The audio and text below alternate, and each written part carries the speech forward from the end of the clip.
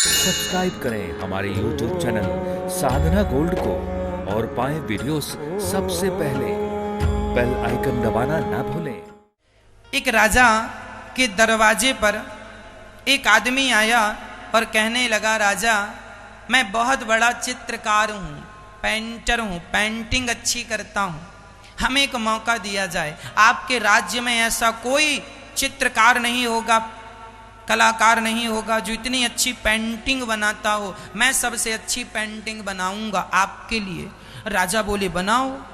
तभी एक व्यक्ति राजा के राज्य का आया, बोला महाराज मुझे भी एक अवसर दो, मैं आपकी प्रजा हूं, मैं भी अच्छी चित्रकारी करूंगा, अच्छी पेंटिंग बनाऊंगा। राजा ने दोनों को आमने सामने की दीवार प्रदान कर दी।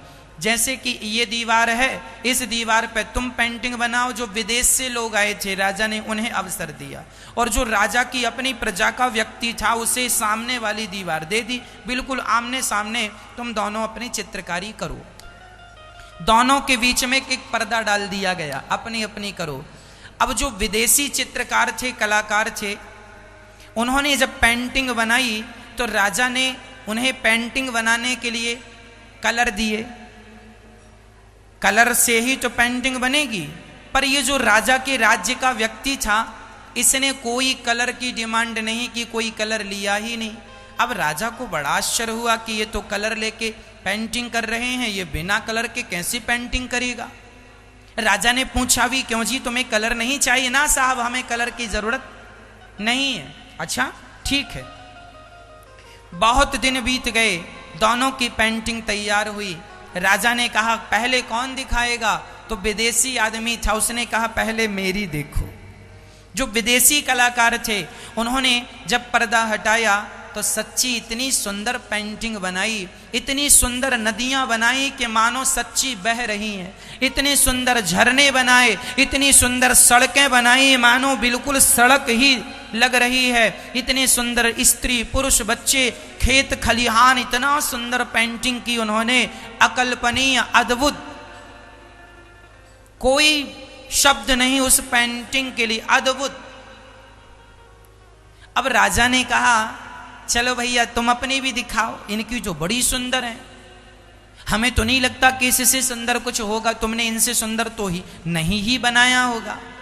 उस व्यक्ति ने अपना पर्दा हटाया, और जब उसका पर्दा हटा तो उसने तो कलर भी नहीं लिए थे, कोई सामग्री भी पेंटिंग की नहीं ली। पर जब पर्दा हटाया तो इतनी सुंदर पेंटिंग, हूबहू वही पेंटिंग बनाई जैसी इन्होंने बनाई, बिल्कुल वही।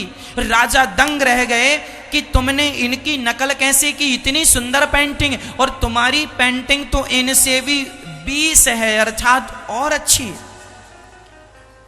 अभी हमें लग रहा था इससे अच्छा कुछ नहीं है, पर तुम्हारी देखने के बाद लग रहा है कि इनकी तो फीकी पड़ गई तुम्हारी पेंटिंग के सामने।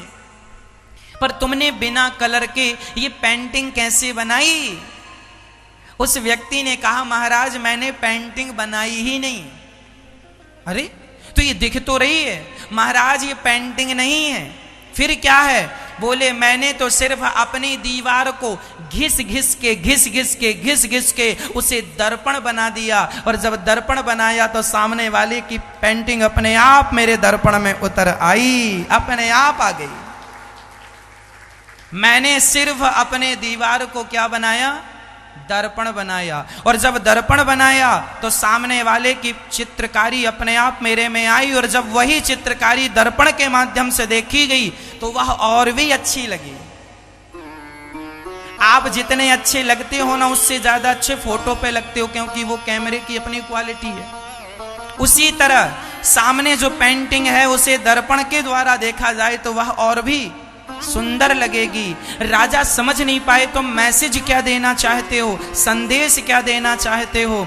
तब उस व्यक्ति ने कहा महाराज हर व्यक्ति यदि अपने मन को दर्पण बना ले तो जिस दिन मन दर्पण बन जाएगा उस दिन भगवान का चित्र अपने आप इस दर्पण में उतर आएगा, अपने आप उतर आएगा। ईश्वर कहाँ है ये प्रश्न खड़ा नहीं होगा। तुम्हारा मन दर्पण, एक गीत भी हम लोग गाते हैं, तोरा मन दर्पण कहलाए,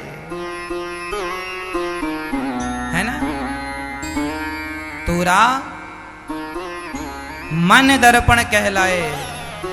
ये जो मन है ना मेरी माँ, यदि ये दर्पण बन जाए, दर्पण मतलब शुद्ध, दर्पण तब बनेगा मन जब मन बिल्कुल शुद्ध हो जाए। और मन जिस दिन शुद्ध हो जाएगा मेरी माँ, सारी चीजें समाप्त हो जाएंगी। जिस दिन मन दर्पण हो जाएगा उसी दिन इस दर्पण में परमात्मा की छवि उतर आएगी, और वही है आत्म साक्षात्कार, वही है भगवान की प्राप्ति। भगवान की प्राप्ति तब तक नहीं होगी जब तक तुम्हारा मन शुद्ध नहीं होगा दर्पण की तरह।